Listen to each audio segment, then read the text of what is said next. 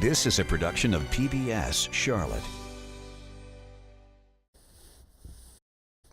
This weekend Off the Record, welcome to Charlotte, where the local time is, well, never mind, it looks like you'll be here a while. We'll talk about American Airlines' very bad week at Douglas Airport. Also, putting toll lanes on I-77 may have been a very bad deal, but was it a crooked deal? Apparently not.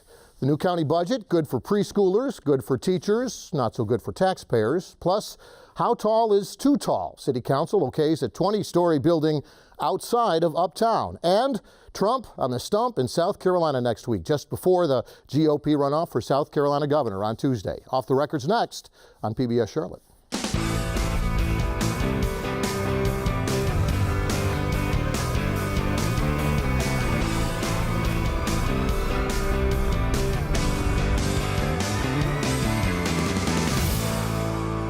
Hi, I'm Jeff Sonnier. This is Off the Record, where we talk about the stories you've been talking about this week. And if you watch the news, read the news, or listen to the news, you'll recognize the names and faces around our table this week. Dedrick Russell from WBTV and Mark Becker from WSOC. Thanks for joining us. Also, Mark Garrison from WBT Radio and Kirsten Garris from Spectrum News. Thank you for being here. Thank you all for being here at home.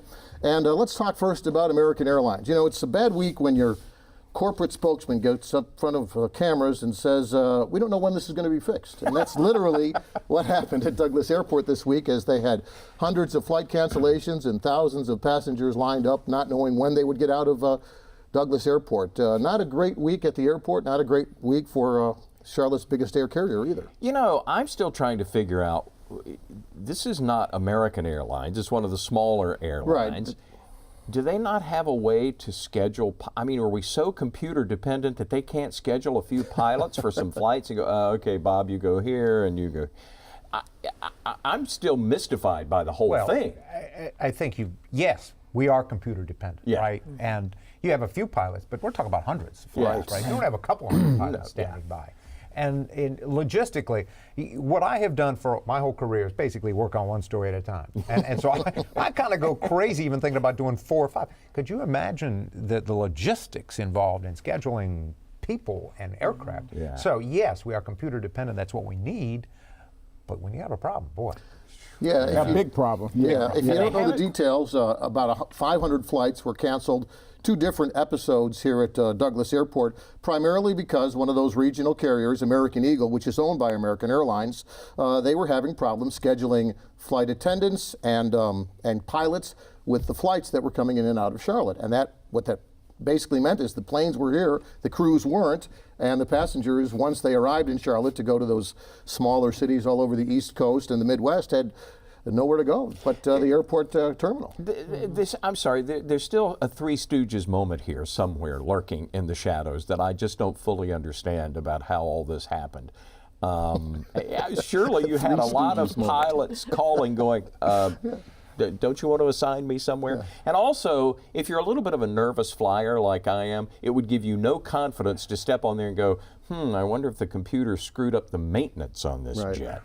And the frustrating thing for the city is they're pretty much at the mercy of their biggest airline, hoping that the problem gets solved, but really unable to do anything about that. Exactly, because this is not City Council's fault. This is all American Airlines and PSA. And the thing is, American Airlines says this is one of their largest hubs for PSA, so it's kind of like a double whammy for Charlotte, where it's like we're a massive airport, and then this happens, and then PSA has a lot of travel coming through our airport. I think it was like 45% of their flights come out of Charlotte. So it was just one of those things. It just went from bad to worse, and I think now finally, if you show up at the airport, you should be okay. But let's say a few thousand people had an all-expense paid trip to Charlotte, and that's about Whether they it. wanted one or not, right? Whether they wanted one or not, they were in Charlotte for a little bit. And the greater context, I think, we always have to remember is this.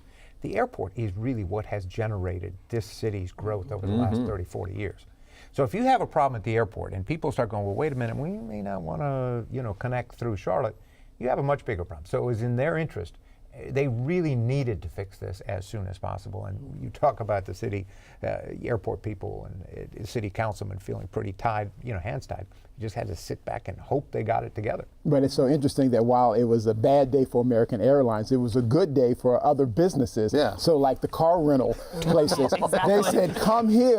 So they were almost out of cars. And then Uber drivers, people were so desperate that they said that I would take an Uber to my next destination. So while, headaches there, there, they were saying, come on and fill my bank account. Yeah, the hotel industry thanks you also for those, 800, 900 rooms? Exactly. Right, and all the exactly. restaurants in the airport, let's just say, I think a lot of people got a lot of tips that Dry run Republican convention. The other thing, too, by the way, the flights that were canceled here, according to USA Today, that was only part of 2,500 flights that were canceled network-wide on American Airlines, and apparently D.C. and Philadelphia were also affected by the same thing, but nowhere more than Charlotte, because American Eagle, PSA, basically one and the same. They fly more flights out of Charlotte, this one airport, than almost all the other airports they fly into and out of combined. So. And it'll be so interesting how they will recover and bounce back, because, social media is a beast. Yes. So if you mess me up, what's the first thing I'll do? I will tweet and tag you and go along with it. So it'll just be interesting.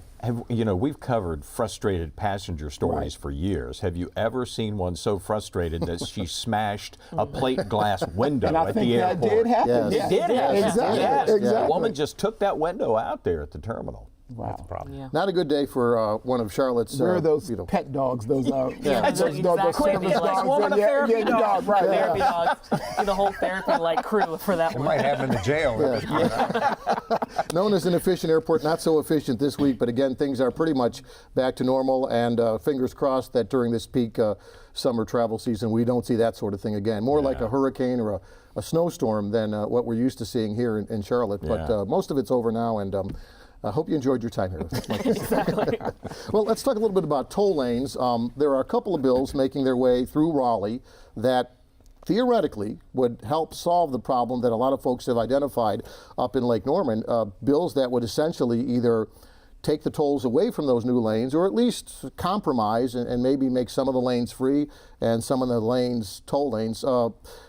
These bills have not been passed by anyone yet. In fact, there's some question on whether they will pass, but for the first time in a long time, the folks up in Lake Norman, the folks who oppose the toll lanes, are getting some at least positive news about maybe a way to change course from where we seem headed right now with this I-77 project. Exactly. 77 is still a bumpy road, and so was that legislation, so to speak. I know there was talk last week of trying to basically set aside some money so that whether the state decides to cancel or alter the contract, there is money for that. Right. That bill is, I think, dying slowly, so we'll have to see what happens with that. But at least this audit that was released this week by the state auditor's office shows that at least this deal wasn't as bad as people thought it was. I think there was this notion of oh, this is the worst deal ever. We got dealt a bad card. Actually, it wasn't a bad card. The auditor said this was an appropriate contract. No one was given any advantages, and they said if Centra, the company that is building the toll lanes, defaulted, it would cost the state about $230 million. So at least we have a number for the first time of how much that would cost. Yeah, the audit. Thank you, but that does raise the question of a bad deal, because you've entered into a contract with a company that has a history of defaulting and having financial trouble.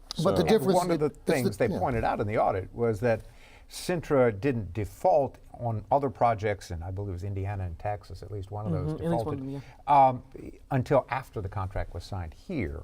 So that's part of the stamp of approval that the auditors put on that contract negotiation. They said that the state that didn't happen until after they signed the contract. Right. Yeah, we're talking about the audit. This is it, results and conclusions. It was done by the state auditor's office.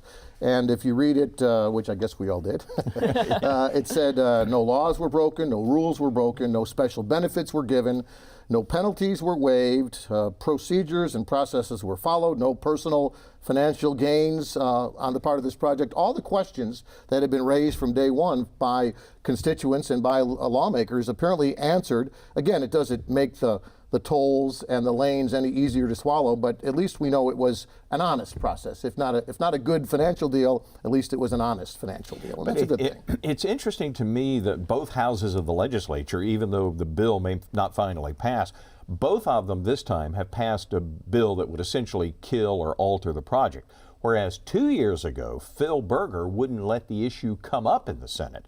So the political winds are shifting on this a little bit, and you got to know that Roy Cooper is sitting there looking, going, we got to do something about this because the toll lanes derailed Pat McCrory in the election, and so Cooper's going to do something. What do you Mixing think? your transportation metaphors there, right? But the other thing that was interesting about the audit was, I don't know if you noticed it. It said, and the completion date is Who knows? Right. Yeah. fall of Actually, fall 2019. Another Now, year that's out. the first time. Well, Yeah, I and thought it was supposed to be the end of this year. Well, right. And we asked about that, and they said, well, yes and no. Yes, we still plan to have people driving on those lanes by the end of this year, but the final T's won't be crossed and I's dotted, and I'm mixing my metaphors there, until 2019. A little bit like your house is ready to move in, but the punch list isn't quite done yet. Right. Mm-hmm. And so they're still saying, and this is hard to believe just driving out there looking at it, that they're going to have all those bridges done and all those major parts of the project done by the end of this year. Yeah, the question is whether we'll have tolls or not. Senator Jeff Tart, who represents that part of the county, he said on the floor of the Senate, I beg you to help us solve this problem. And begging is often the beginning of negotiation in Raleigh. But I think the problem with these bills, the Senate looked at $600 million to help bail out this project, the House looking at $300 million. That's easy to vote yes for initially, but then you start doing the math on where the money comes from. And I guess a lot of these lawmakers are looking at the possibility that bailing out the toll lane project could cost their hometown transportation projects their cash. And if it's a choice between helping Charlotte and making sure my constituents are taken care of, what the decision is going to be. So. And it is election time, so yes, it is. Yeah. People are, your lawmakers are saying, hey, I'm on your side because I need you to go to the polls in November. And we're seeing that great state of Mecklenburg versus the rest of the state. People for a long time, particularly, when it comes to building roads, would look at Charlotte and go, they're the rich nephew and let them take care of themselves. So it's been a long-standing concern here is that Mecklenburg doesn't get its fair share. And now, if we're going to be taking money that might go to other projects elsewhere, I don't think it's going to fly. But I still think the fact that the two houses both are looking at this so seriously is almost a tacit admission by the state that, boy, we screwed up on well, this it project. represents progress. But nothing, but it's a good contract. So, it looks like a deficit, but yet still it comes out that says that nothing underhanded was done, but still there's still concern over this. So in moving forward, how will our lawmakers look at future contracts? Right. What will you do? What due diligence will you do before you sign on the dotted line? Because it can't come and bite you, a few years later. Yes. We're boneheads, but we're honest boneheads. That's that's a positive. That's a step in the right direction, I suppose. Let's talk a little bit about the new Mecklenburg County budget passed this week by the county commissioners. Democrats voting for, Republicans voting against, and there's a tax increase there for everybody who lives in Mecklenburg County, everybody who owns property. What's it pay for, and what are we getting for our money? Oh, well, you're getting a 3/4 cent tax, so not a full penny, but almost there. So it's about almost $19 a year extra a year for a home valued at $250,000, so your average home. And basically, Dina DiOrio from the start of this budget said, this is a bold budget. This has a lot of bold ideas. And one of those is early childhood education and really putting our money where our mouth is. And I think we're seeing that with this passage of the budget, and that all of that tax increase would go towards universal pre-K for 600 4-year-olds. So that's a big step in the direction of that. Yeah, and she said this is a bold budget. And the day after the vote, I interviewed her, and she said it was a great day in Mecklenburg County because with the economic mobility study that Charlotte is 50 out of 50, and education is a way to bust out poverty. So therefore, if we give our 4-year-olds who come from high poverty families, if we give them a leg up to let them know their ABCs, their 1, 2, 3s, how to tie their shoes, if they give them a leg up before they get to kindergarten, then they won't be so behind. So it's a 6-year deal. So within the next 6 years, every 4-year-old in Mecklenburg County should be able to go to a pre-K center at the cost of the county. So 600, so we counted, they're like around 21,000 like kids going to preschool or kindergarten each year. Right, under 5 years old, who are in high poverty situations and who need child care subsidy. So at the end of 6 years, you go to pre-K, you go to pre-K, and you go to pre-K. It's like Oprah. Exactly. So, and she thinks that's bold, and she thinks that is a step in the right direction. And she says that they're going to track these 4-year-olds. They're going to make sure that once the 4-year-old leaves preschool and enters, kindergarten and goes to K-12 education, we're going to see if the taxpayers are getting their money's worth, that this was a good investment. Now, will a tax increase happen every year to make sure this universal pre-K? I asked her that. She says she doesn't know. She has to take it year by year. She's going to reach out to the federal and state, but if push comes to shove, she will ask for another tax increase to make sure that this universal pre-K happens. And it's worth noting the Republicans didn't dislike universal pre-K or early childhood education. They just said we need to find a way that the government pays for it, not the taxpayers. That's something that Jim Puckett said vocally several times during the night of the budget vote, because he said, look, if we want to do this, let's tighten up our savings account. Let's tighten up how we spend our money versus those at home who have to figure out, okay, how do I cut here, cut there to make this work? Because also coming up next year is this property revaluation. And that's what has a lot of people worried, especially the Republicans, because they're like, hey, we don't know how property taxes will look the year after that. We're hitting people with this double whammy, as they're calling it, because it's a tax increase here. The city has a tax increase, so it only affects people who live within city limits as well. But still, you're looking at how will this affect people in especially these gentrified neighborhoods that 8 years ago, you know, your property taxes were probably here. But think about it now, you might have 1, 2, 3, 6 $500,000 condos next to you. That's going to change how much you're paying in taxes. Oh, absolutely right. I mean, people are going to be in for sticker shock in the next reval.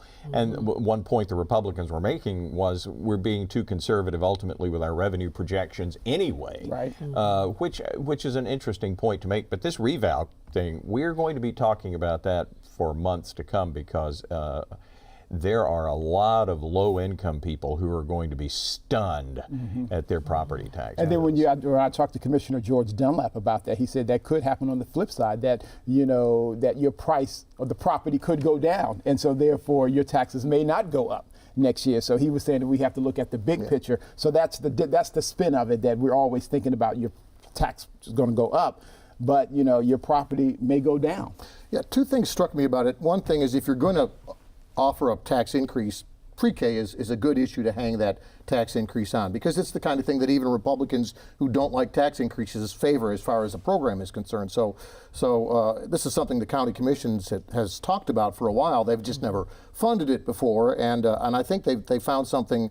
They found some linkage here that makes the tax increase a little bit easier to swallow. The other thing is, it's the county's maybe only way to have direct impact on education, as opposed to handing money to CMS and letting them spend it as they will. This is a way for the county to specifically spend money on a specific program and then measure the results for themselves, as opposed to handing it over to CMS, which brings us to CMS. Actually, I'm glad you brought that up, because County Manager Dina DiOrio, she is using Smart Start of Mecklenburg County to implement this pre-K instead of CMS, because, you know, CMS has Bright Beginnings and things like that, but they said that we and county commissioners, they sit on the board, some of them sit on the board of Smart Start of Mecklenburg County. So therefore, Dina DiOrio said we're going to use that avenue because we'll have much more of a say in how things go instead of with CMS. How does CMS do in this budget, by the way? You cover the schools. Are they satisfied with what they got? They didn't get everything they asked for. They didn't get everything, but close to it. So they had to fight. They got the teacher supplement. That was a big thing. You know, each year the county adds on to a teacher's paycheck in order to lure the best and the brightest here to Mecklenburg County. And they've been doing that for years. But an increase hasn't happened in about 10 years. Right. So therefore, Dina DiOrio did not recommend that. So they found some creative funding. So they're like extra, it's about 400 positions, unfilled positions in the county. Yeah. And so they have like $18 million sitting in an account of unfilled positions. Yeah, the county manager actually said, go to the state if you want a pay increase. And this is basically the county commissioner saying, yeah, we don't disagree with that, but we'd like to help out that too, as far as letting teacher take home a little bit more. Yeah, because that was the deal. That was the deal. The county will add a little more to your paycheck, what the state gives you, because we want the best and brightest to come into Mecklenburg County. And when you talk to Trevor Fuller, he was saying a teacher in Wake County or Chapel Hill should not be making more than a teacher here in the great Mecklenburg County. The great state of Mecklenburg County. We're seceding. It's over. And it's worth noting that was, a Republican made that suggestion. Excuse me very much. All right, there. Hold on, real quick. Exactly. Choked up by all this bipartisanship. I'm so happy but I will say it exactly. For taxpayers to swallow too. Exactly. But it was a Republican who made that suggestion to use this. It's called lapse salary, where you move from one pot of money to another. So you're seeing, I know it was Matthew Ridenauer who said, look, this is a way we can give teachers what they need and what they want without raising taxes. So all the Republicans supported that part of the budget. It was more of the tax increase. They were like, not so much. So again, you're seeing Republicans saying, yes, we support education, we support giving people more money. It's how can we do it as government versus doing it with taxes. But it's going to be tricky though, because County Manager Diorio says since you took that money from that account, we start next year in the hole by $6.9 million, because that is not a recurring, income that's coming. So next year we're already in the hole.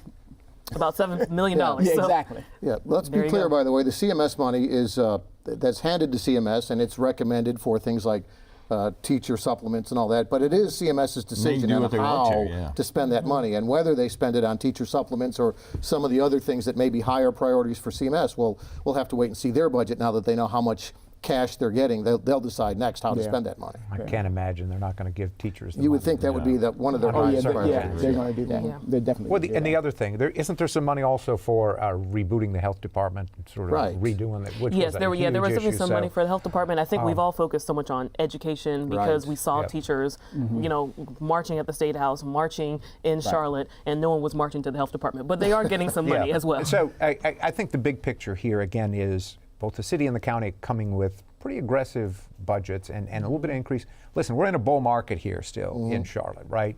You see it, the downside of that is affordable housing is getting hard to find. But the fact is we're still bringing in people. These are good times for most people. And so I think both city and county are saying, okay, well, we can afford to do this. And we can also afford to kill kudzu because they found money, around $200,000 to kill foreign species that are in 39 of our county parks. So therefore, that $200,000 is going to go for a consultant so we can kill all of those pro-kudzu forces will be out in force. Exactly. So, save the kudzu. But it's worth noting, I think you're seeing in both the City Council and the Mecklenburg County Commissioner's budget with tax increases, but you see them, I think, taking that Opportunity Task Force report to heart versus saying, okay, we did the report, let's put it on the shelf. You're seeing them look through the report, thumbing through it, saying, okay, what can we do?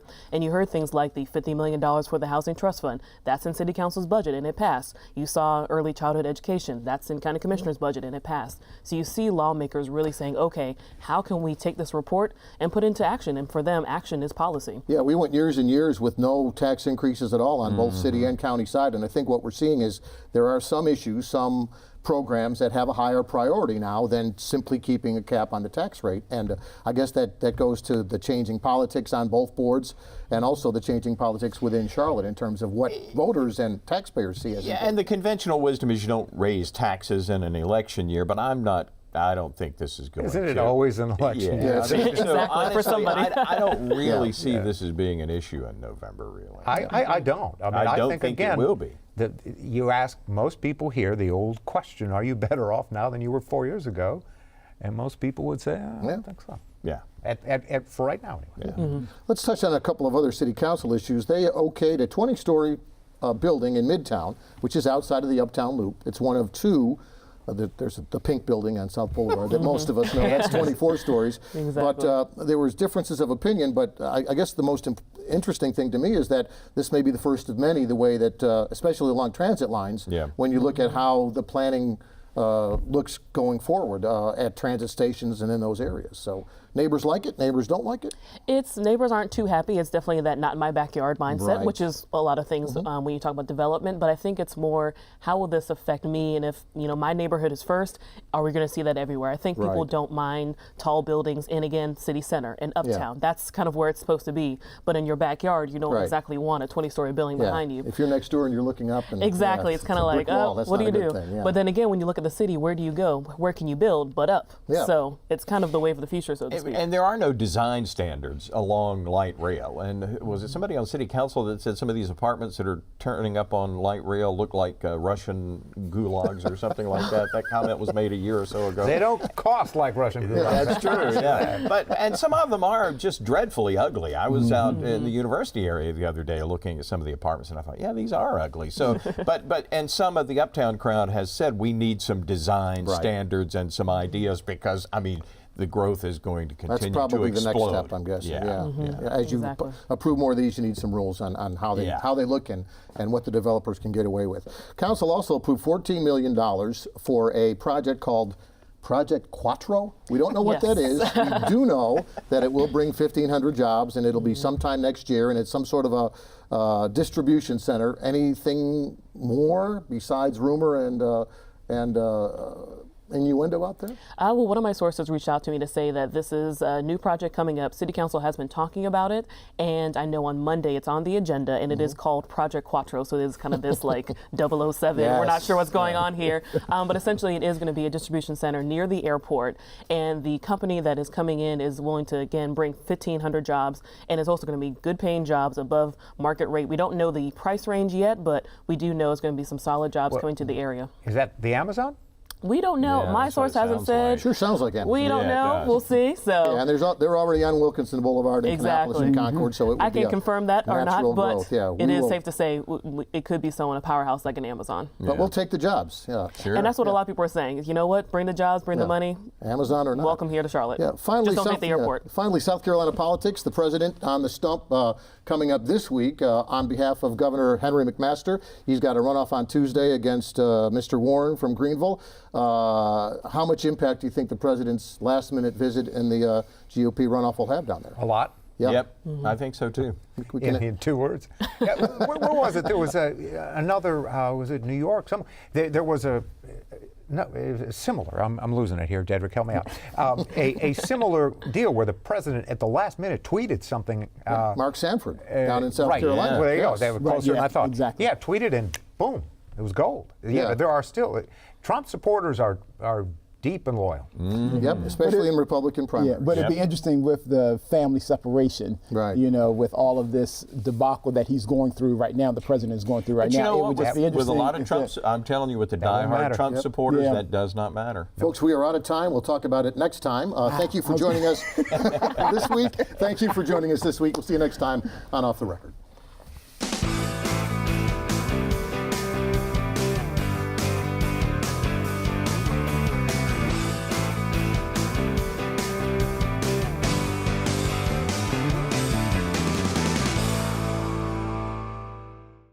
A production of PBS Charlotte.